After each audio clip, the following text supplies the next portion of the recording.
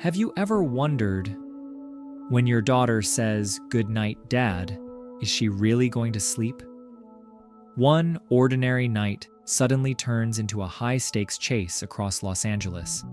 A teenage girl with a perfectly planned escape, a mannequin decoy, surveillance cameras, and even a billboard ready to expose her dad's most embarrassing photo if he fails. And the dad? He has just 5 hours to track her down, face a series of distractions, and outsmart a team of traitors secretly helping her along the way. Think this is just a joke? Think again. This is a full-blown battle between a father's patience and his daughter's genius-level mischief. That night, everything seemed perfectly normal in our little house nestled in the heart of Los Angeles. Outside, the city buzzed on, with car lights, voices, and a nightlife that never sleeps. But in a second-floor bedroom, a daring plan was slowly taking shape. Not by a thief or a rule breaker, but by a 14-year-old girl with a mischievous spark in her eyes and a heart racing with excitement. That girl was Salish, my daughter. I thought she was fast asleep after our usual good-night routine.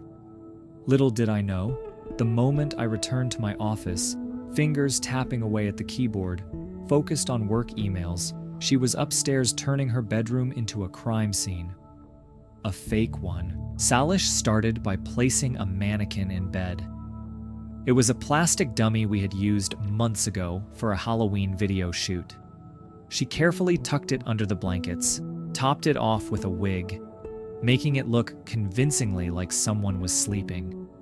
Even from the doorway, peeking through the crack, it would have fooled anyone. The cleverness was unreal. Next, she tied a makeshift rope ladder to her second-floor window, letting it drop quietly into the shadowed backyard, just out of reach of the porch lights. Small and nimble, she strapped a flashlight to her knee like a junior detective, then silently climbed out the window, stepping carefully down each rung. Under the dim moonlight, my daughter began her great escape. Her destination? A sleepover with her best friend Peyton. But that was just the beginning. It was part of a much bigger game. A 5-hour catch me if you can challenge, and I had no clue I was the main player. While I sat comfortably at my desk, believing my daughter was safe in bed, just a few blocks away, Peyton and her mom, an unwitting but good-hearted accomplice, were already waiting. They picked up Salish and brought her to a hotel near LAX airport, where the master prank began. Inside the hotel room, Salish opened her phone and launched the home security cam app, the very system I had installed to keep her safe, now being used against me to monitor me. On the screen, she watched as I entered her bedroom, looked at the figure in bed, gently adjusted the blanket and whispered, "Good night, my little princess." Then I left, completely unaware. That moment had Salish and Peyton bursting into laughter, not out of malice, but from the joy of building a father-daughter scavenger hunt. To her, this was a fun challenge, a bold way to express her creativity and daring spirit. But for me, still clueless, this was the start of a wild ride. I was about to become the hunted in a citywide chase I didn't sign up for. The next morning, I stepped into her room to wake her up and immediately felt something was off. I pulled back the covers, only to find a cold plastic face and a wig staring back at me. My heart dropped. Right then, my phone rang, FaceTime from Salish. Her face lit up the screen, beaming with excitement. "Hi, Dad! Guess what? I snuck out last night, and now you have 5 hours to find me?" I didn't even have time to respond before she added, "If you can't catch me in time, I'm putting your most embarrassing photo on a giant billboard in LA." I froze. A flood of emotions hit me. Worry, frustration, and strangely, a bit of thrill. My little girl, the same one I used to walk to preschool, was now staging a full-blown ambush, and I, a single YouTuber dad, had no choice but to play the game. Even though I had no idea what the rules were, things escalated quickly. Salish had it all mapped out, from using a body double in the hotel room, to tricking the cameras with fake live streams, to sending me on wild goose chases with a massive supporting cast.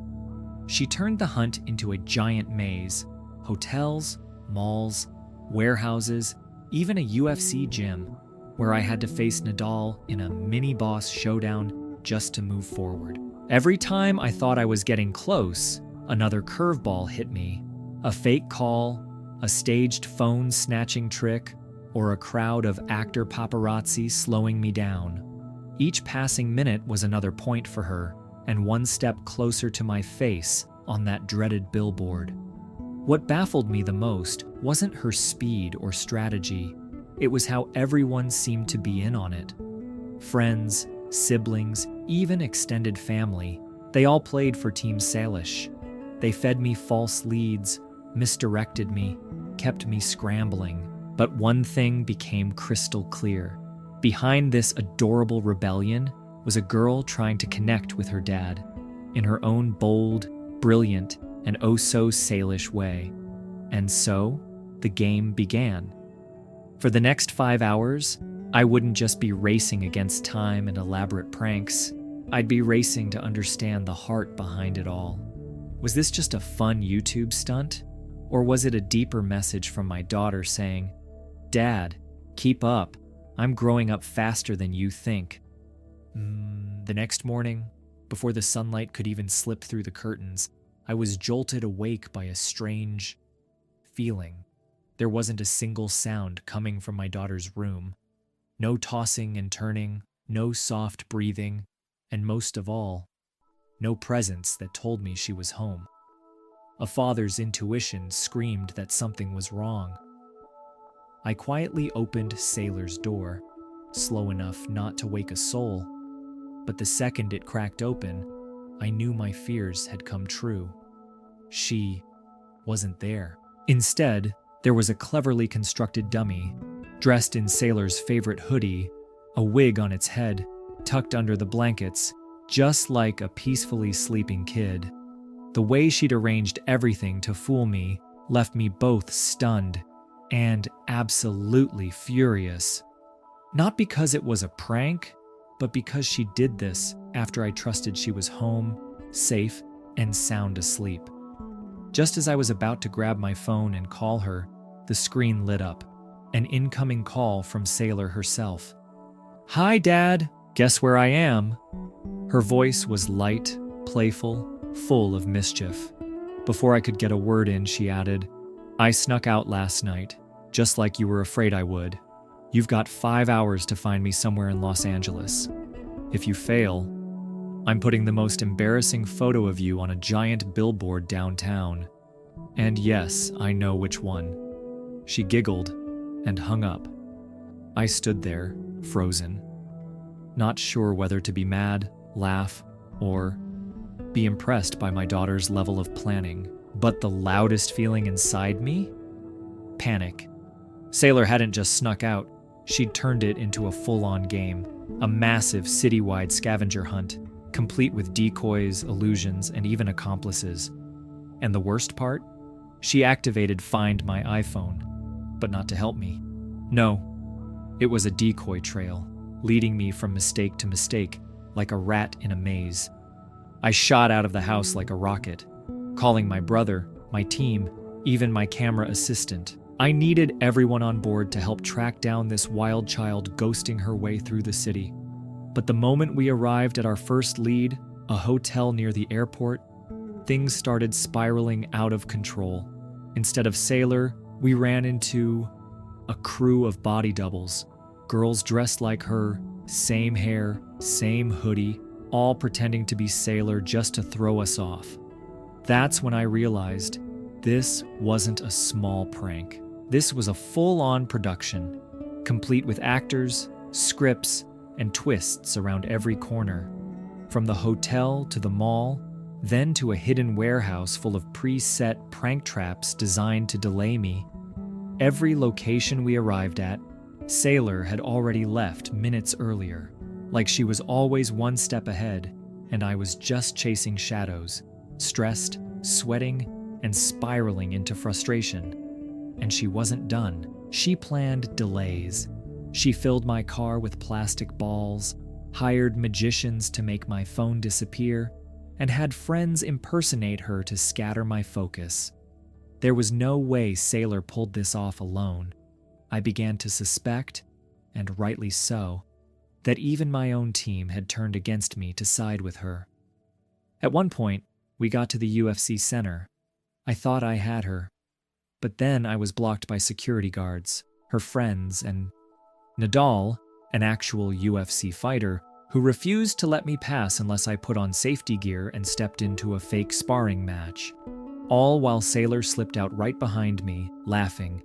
I felt like a character in a game run by a master puppeteer, and that puppeteer was my daughter. Every phone call, every GPS pin, every door I opened, it all led to another smokescreen. Meanwhile, under the blazing California sun, I was drenched in sweat and stress, while Sailor sipped a croissant latte at Target, grinning like a queen. And just like every good chase story, time began to run out. With only 30 minutes left on the countdown, I knew. Either I find her before the clock hits 0, or the most humiliating photo of my life goes up on a billboard for thousands to see in the heart of LA. I never thought my daughter would be the one to lead me through the most elaborate game of cat and mouse I'd ever experienced. But now, I get it. This wasn't just a prank. This was her way of proving something. Her creativity, her daring spirit, and maybe a little bit of that rebellious teenage fire that I'd long forgotten I once had too. The clock was ticking down to the last few minutes, and I still hadn't caught her. From the UFC gym, Hudson, my younger brother, and I sped onto the highway, following the GPS trail Sailor had left behind like breadcrumbs. But the further we chased, the more I realized Sailor wasn't just running from me. She was orchestrating this whole thing. She knew exactly where my lines were drawn, and she was using them to trap me in a maze where every turn was a beautifully crafted misdirection. I used to think I was a pretty cool dad, close with my daughter, in tune. Yet here I was, chasing my 14-year-old through half the districts of Los Angeles, all to stop one embarrassing photo from showing up on a billboard. Sounds ridiculous, right? But the longer the chase went on, the more it hit me. This wasn't just a prank. This was a silent test from Sailor. Do you really know me, Dad? Do you see that I've grown? That I'm capable of running a complex plan and leading you through it like a player leads a game? Driving, I started piecing together the day. The cryptic phone calls, the teasing words that doubled as challenges. She wasn't just being playful. She was signaling. It was like she was saying, "Dad, I'm not that little girl you need to control 24/7 anymore. But if you want to understand me, you'll have to accept that I'm growing up. I can steer my own story now." The GPS led us to a Target, a big, crowded one. We raced inside. The moment I stepped in, it felt like walking into a battlefield she'd prepared. Fake, clueless employees, hidden cameramen, and Sailor somewhere in that chaos, waiting for us to slip so she could escape again. Every move I made felt like it was already accounted for. I searched every aisle, plush toys, bedding, racks of clothes. I thought I caught a glimpse of her once, but by the time I moved, she'd vanished like smoke. And strangely, even though I was sweating, exhausted, I wasn't mad. If anything, I was exhilarated. It felt like being a kid again, hunting for buried treasure. And Sailor, my little girl, had built this treasure hunt. With less than 10 minutes left, I knew the end was near. I was getting desperate, looking everywhere, starting to suspect everyone around me. Were they part of Team Sailor too? I used to think being a dad meant protecting, controlling, preventing mistakes. But that day I learned, sometimes being a dad means letting your kid fail, letting them play, and letting them grow their own way. 3 minutes left. I sprinted to the pillow aisle, and in a sudden flash of instinct, I ducked down and peered between stacked pillows. And there, like some childhood hide-and-seek dream, was Sailor, with her friend beside her, both holding their breath, eyes wide as they realized they'd been caught. I didn't yell, I didn't scold. I smiled. Sailor smiled too.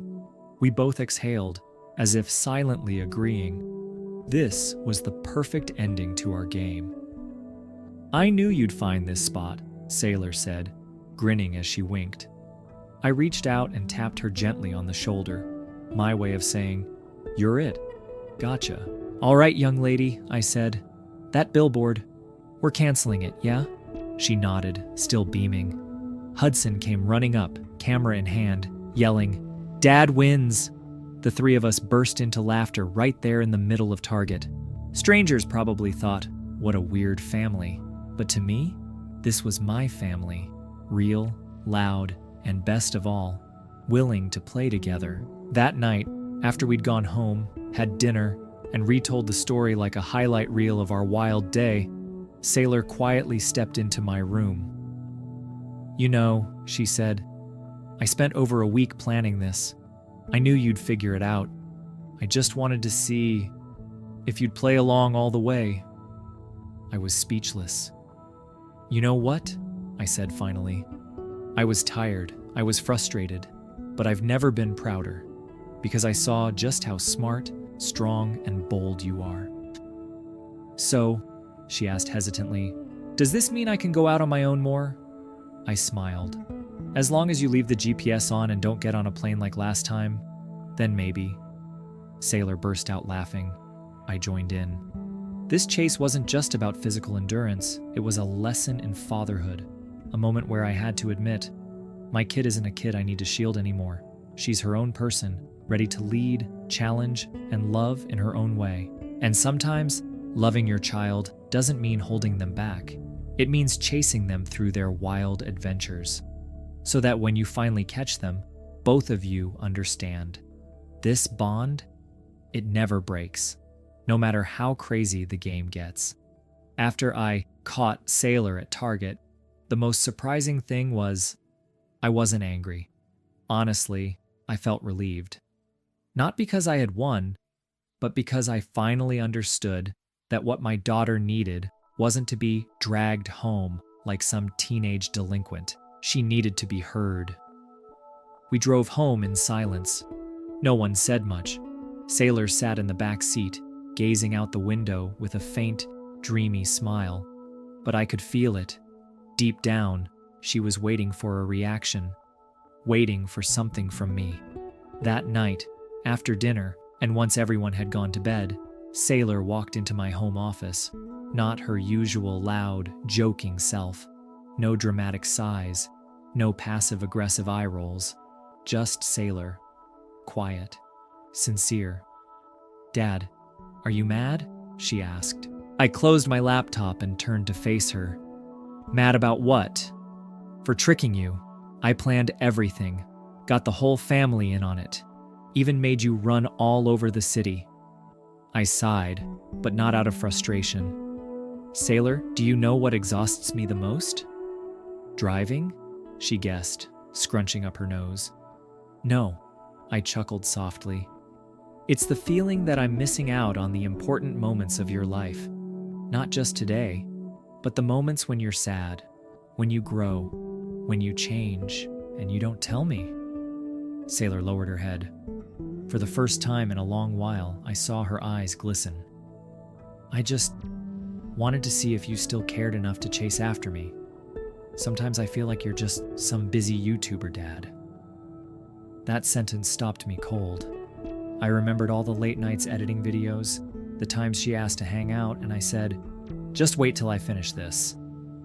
Maybe I hadn't realized, the more deadlines I had, the less time I gave her, and the farther apart we drifted. And today, she wasn't just running away, she was calling out to me. in the language of youth, through jokes, mischief, and an elaborate scheme, just to test love. I gently placed a hand on her shoulder. You know, I'm not mad at all. I'm proud. It takes a smart, independent, and brave girl to pull off something that big. Sailor smiled, a soft, relieved smile, like she had just let go of a heavy weight. But, I added, next time, if there's something on your mind, you don't have to run 20 miles away or set traps across the city. Just call me. Tell me the truth. I'll listen.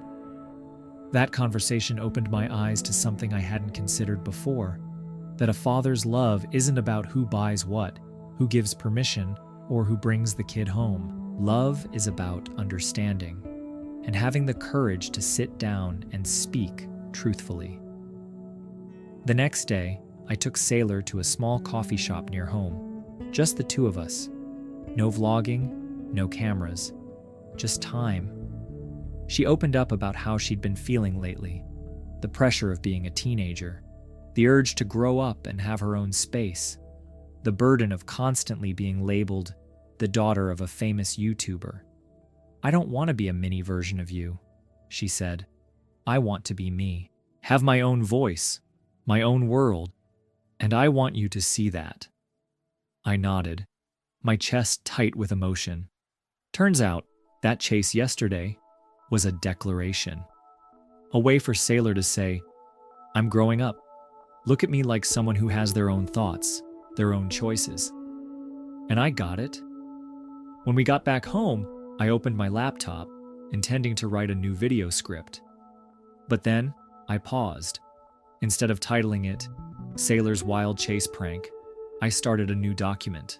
I called it Fatherhood During the Teenage Years. I began to write, not from the mind of a content creator, but from the heart of a father who just got schooled on love and boundaries by his daughter. I didn't write to share with the world, but to remind myself, sometimes being a parent isn't about leading the way. It's about learning how to walk beside your child. This story wasn't just a prank for YouTube with funny chase scenes. It was a mirror, reflecting a teenage girl's growth and a father's awakening. That day, Sailor didn't just outsmart me, she woke me up to the truth that parents can't hold their kids in their arms forever. But if we want to hold on to their hearts, we need to learn how to respect, listen, and walk with them. Because in the end, real love isn't about control. It's about giving your child enough space to find their way back to you. I used to think that once this chase ended, I'd breathe a sigh of relief, let out my frustration, and then give my daughter a stern lecture. But when I came face to face with Sailor in that chaotic parking lot, surrounded by balloons, laughter, and heavy breaths, I couldn't bring myself to scold her.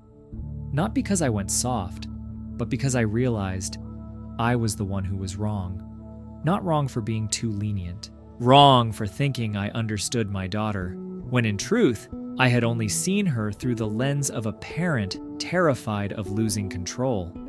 When Sailor stood there, panting, sweat glistening on her forehead, but eyes bright and full of life, I no longer saw a reckless child pulling a stunt.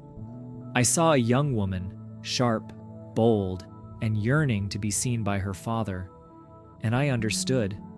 She hadn't run away. She was just testing to see if her dad was willing to run with her. In the end, there were no winners or losers in that chase. There were just two people, a father, out of breath and unexpectedly realizing his child had grown up, and a daughter, sneaking out into the night just to make her dad see her, to prove, I can make plans, I have friends, I have dreams, I have a vision, and I need you to understand that.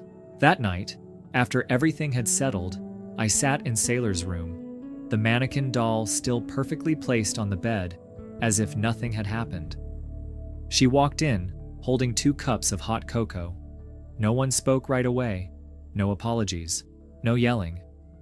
Just silence, as if we were both replaying that wild, emotional journey in our heads. Then, Sailor finally said, "Dad, do you think I'm crazy?" I laughed. A real laugh, because a few hours earlier, I probably would have said yes without hesitation. But now, I shook my head. "No, I think you're brave." Sailor looked up, slightly surprised. Then she smiled, softly, like someone who had just been forgiven and finally seen. The next morning, I did something I never thought I'd do. I asked my daughter to plan the next video for our YouTube channel. This time, I'm not the director. You are. I'll be your support. Sailor's eyes widened. Then she burst out laughing. "Wait, so you're letting me trick you again?" I shook my head. "No, I'm letting you tell a real story. I won't control it. I'll listen." That was the real turning point, because when I handed Sailor the reins, I wasn't just giving her creative control, I was giving her trust. I showed her, I'm ready to stand behind you, not to control, but to support. And the craziest part? The next video turned out to be a full recap of our chase. But this time, it wasn't just a prank. It was a heartfelt story, filled with laughs and life lessons. Sailor shared, "At first, I just wanted to prank Dad a little, but when I saw him actually running, tired, confused, but still chasing me, I realized he has always loved me. In his own way. He just didn't know how to show it." I confessed too.